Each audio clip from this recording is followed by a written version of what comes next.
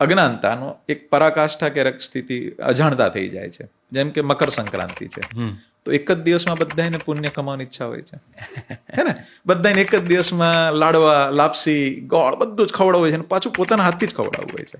એટલે હું આપના માધ્યમથી બધાને એક વિનંતી કરીશ કે બિલકુલ મકર સંક્રાંતિમાં સરસ રીતે દાન થવું જોઈએ. પણ અજાણતા આપણે ગાયોને એક સાથે બધું ખવડાવી દઈએ છીએ, તો ગાયની પાચનની પ્રક્રિયા અલગ છે.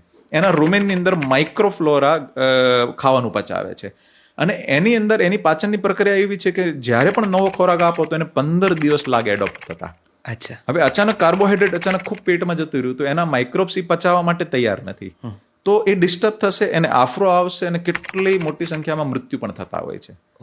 એટલે અજાણતા પુણ્ય કરતા કરતા પાપ થઈ જાય.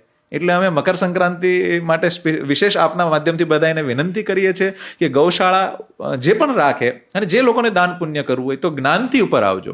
શું કરવાનું કે ભાઈ ત્યાં જઈને છે ને એમ કહેવાનું કે એક સાથે ગોળ નહીં ખવડાવી, આપણે મહિનાનો એક સાથે ગોળ આપી દઈએ, થોડો થોડો કરીને ખવડાવજો.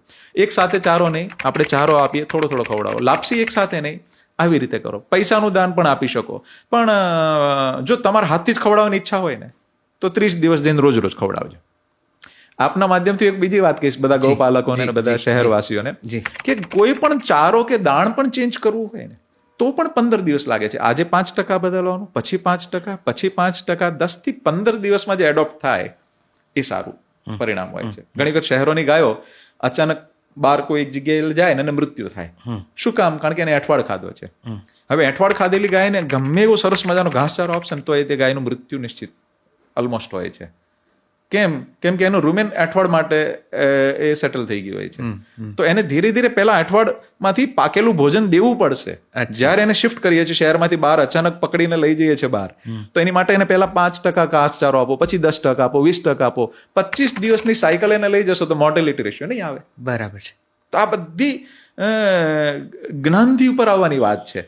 એટલે મકર સંક્રાંતિમાં એક નહીં 10 વખત વધુ દાન કરજો, પણ સમજણ સાથે. વાહ.